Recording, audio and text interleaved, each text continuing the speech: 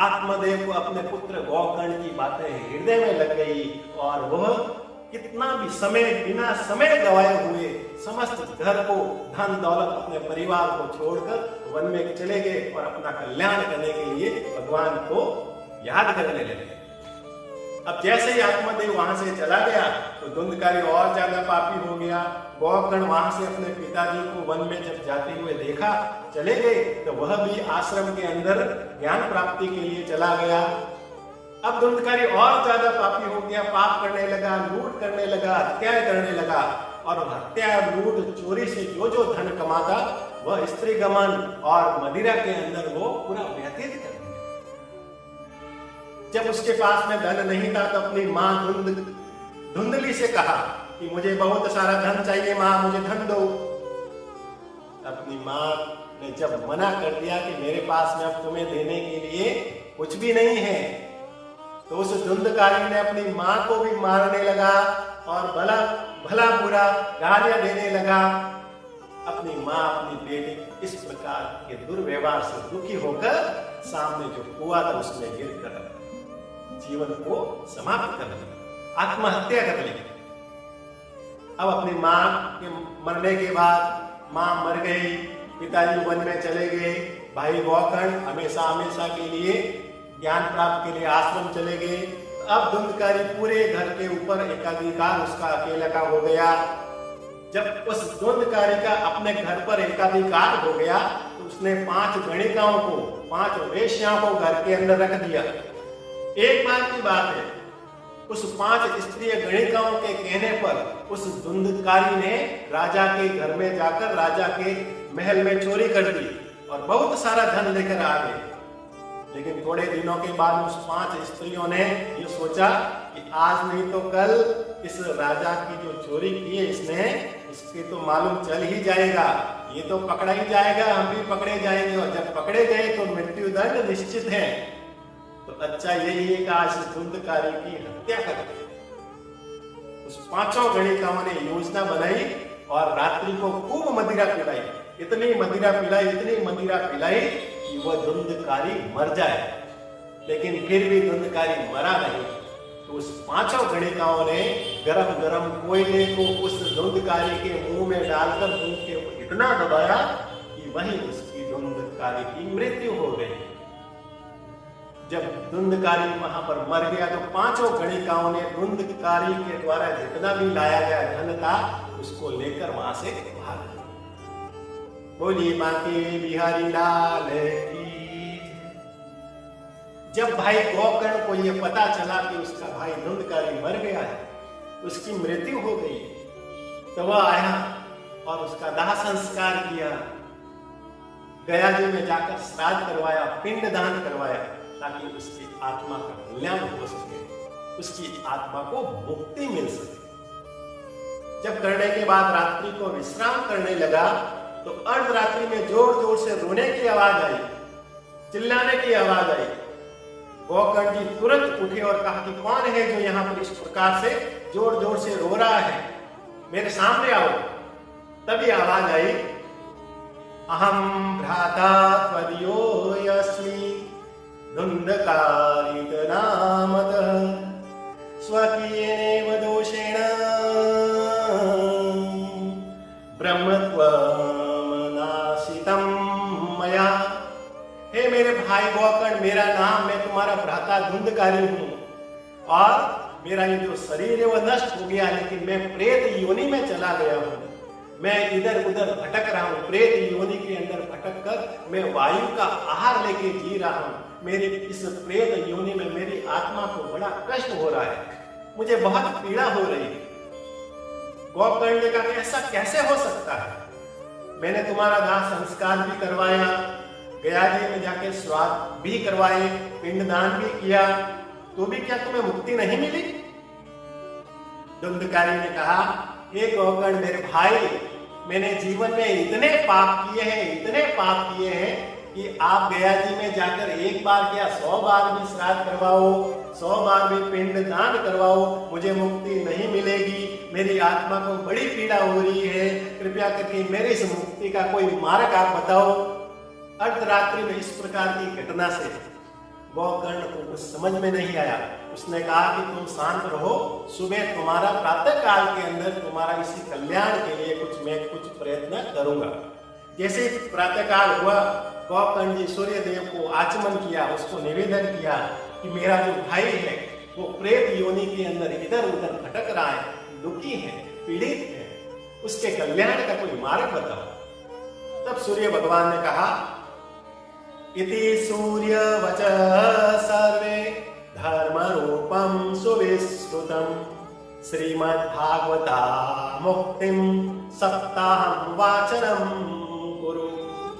हे गोकर्ण, तुम्हारा जो भाई प्रेत योनि में है धुंधकारी, उसके कल्याण के लिए, उस प्रेत योनि से मुक्ति दिलाने के लिए श्रीमद्भागवत कथा के सप्ताह का श्रवण पाठ करवाओ, इसको प्रेत योनि से मुक्ति मिल जाएगी।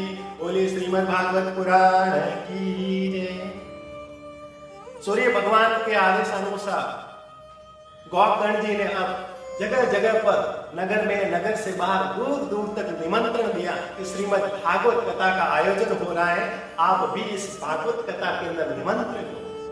इस प्रकार से भागवत कथा का आयोजन किया, व्यासपीठ की व्यवस्था की। व्यासपीठ पर गोकर्ण जी वक्ता के रूप में विराजमान हुए। हजारों लोग उस निमंत्रण को सुनकर वहां पर आए और वहां पर भी श्रीमद् भागवत कथा का श्रवण के लिए विराजमान हो गए। धुंधकारी को, लेकिन धुंधकारी का शरीर नहीं था, प्रेत योनि में था, इसलिए वह इस पृथ्वी पर जमीन पर बैठ नहीं सकता था, इसलिए उसको 7 गांठों वाली बांस के अंदर बिठाया और उसके ऊपर काले ध्वज को रख दिया। अब गोकर्ण जी भागवत कथा को प्रारंभ करते हैं। प्रथम दिन की कथा को जैसे ही समाप्त किया, उस 7 बांस वाली गांठों के अंदर से एक गांठ खुल गई, दूसरे दिन दूसरी गांठ खुल गई। जैसे ही 7 दिवस भागवत कथा की पूर्णावृत्ति हुई, उस बांस के गांठ जितने भी 7 गांठ थे वह खुल गई और धुंधकारी जो प्रेत योनि में था वह उसमें से दिव्य पुरुष के रूप में प्रकट हो गया। बोलिए श्रीमद् भागवत पुराण की जय। उसके गले के अंदर तुलसी की मालाएं शोभावान हो रही थी, पीतांबरी धारण किए हुए बड़ा ही सुंदर दिखाई दे रहे थे। उसके कानों में कुंडल और सिर पर मुकुट बड़े शोभायमान दिखाई दे रहे। धुंधकारी उस दिव्य पुरुष के रूप में प्रकट होकर गोकर्ण जी को प्रणाम किया और कहा, धन्य भागवती वार्ता प्रीत पीड़ा विनाशिनी सप्ताहोपि तथा धन्य कृष्ण लोक फल प्रद। धन्य है श्रीमद् भागवत कथा, जो एक प्रेत के अंदर, प्रेत योनि में रहने वाले की पीड़ा को भी विनाश कर देते हैं। धन्य है श्रीमद् भागवत पुराण, जो कि धुंधकारी जो प्रेत योनि में था उसको दिव्य पुरुष के रूप में प्रकट किया और देवताओं के साथ में वह कृष्ण लोक के फल में, भगवान के धाम में, वैकुंठ धाम के फल की प्राप्ति होगी। बोलिए श्रीमद् भागवत पुराण की जय। उस प्रकार देवताओं का पार्षद आया और उस धुंधकारी को विमान में बिठाकर लेके चले जाने लगे। जैसे ही लेके जाने लगे कि वहां पर बैठे हुए जितने भी हजारों भक्त थे और गोकर्ण जी, उन्होंने उस विमान को पकड़ लिया और पार्षद से कहने लगे कि हे पार्षदों, भागवत कथा को तो इसने भी सुना है, हमने भी सुना है। ये धुंधकारी तो शरीर रहित था, प्रेत योनि में था, हम तो शरीरधारी थे। ये धुंधकारी दुखी मन से सुन रहा था, हम तो खुशी खुशी सुन रहे थे। फिर आप इस धुंधकारी को ही अकेले क्यों लेके जा रहे हो? तब देवताओं ने कहा, इस भागवत कथा को सभी सुन रहे थे, ये बात ठीक है, लेकिन सभी मन से मनन कर रहे थे, यह आवश्यक नहीं है। आप लोग भागवत कथा को सुन रहे थे, लेकिन जैसे ही भागवत कथा समाप्त होती, आप अपने अपने घर चले जाते, फिर वही संसार की मोह माया में रहते, उस संसारी काम काज के अंदर डूब जाते। इसलिए आपने 7 दिवस में जितना कमाया इस संसार में आए तो वहां गमा दिया। आपका जो पुण्य था वो बरोबर हो गया कर्म फल। लेकिन ये धुंधकारी कथा समाप्ति के बाद भी कहीं नहीं जाता, यहीं रहता था। उस कथा को मनन करता, ध्यान से सुनता, अपने जीवन में उतारता और अपने जीवन के अंदर जितने भी पाप कर्म किए हैं उसके पश्चाताप करता और भगवान की भक्ति करता। 7 दिवस केवल उसने ऐसा ही किया। ऐसा करने के बाद धीरे धीरे उसके जितने भी पाप थे वह नष्ट हो गए और 7 दिवस के बाद उसकी आत्मा पवित्र आत्मा के रूप में प्रकट हो गई। इसलिए हम आपको नहीं केवल इस धुंधकारी को ही लेके जा रहे हैं। बोलिए श्रीमद् भागवत पुराण की जय। देवताओं ने ऐसा कहकर उस धुंधकारी को दिव्य पुरुष के रूप में उस विमान के अंदर बिठाकर वैकुंठ धाम लेके चले। लेकिन हजारों भक्त वहां पर उस गोकर्ण जी ने को कहा कि हे गोकर्ण जी, जिस प्रकार से इस धुंधकारी को देवताओं ने लेके गए हैं, आप पुनः भागवत कथा का आयोजन कीजिए। इस बार हम धुंधकारी की तरह पुनः यहाँ पर मन से सुनेंगे और जैसा देवताओं ने कहा है वैसे विधि से नियम से हम सुनेंगे, कहीं नहीं जाएंगे। आप एक बार पुनः इस भागवत कथा को आयोजित कीजिए। हजारों भक्तों की निवेदन से गोकर्ण जी ने पुनः श्रीमद् भागवत कथा को प्रारंभ किया। श्रावण मासे गोकर्णे कथा मुचे तथा पुनः सप्तह रात्रि भूयः श्रवण ते कृतम पुनः। श्रावण मास में पुनः श्रीमद् भागवत कथा का आयोजन हुआ। वक्ता के रूप में गोकर्ण जी उस व्यासपीठ पर विराजमान हुए। 7 दिवस तक भागवत कथा का आयोजन किया। जिस प्रकार से धुंधकारी ने सुना था वैसे हजारों भक्तों ने उस 7 दिवस दिन और रात श्रीमद् भागवत कथा को सुना, मन से सुना, उसका मनन किया, चिंतन किया और अपने द्वारा जीवन के अंदर जाने अनजाने में जो भी पाप किए थे उसके लिए पश्चाताप किया। और 7 दिवस तक जितने भी हजारों भक्त वहां पर बैठे थे उनकी जो आत्मा पवित्र हो गई। और जिस प्रकार से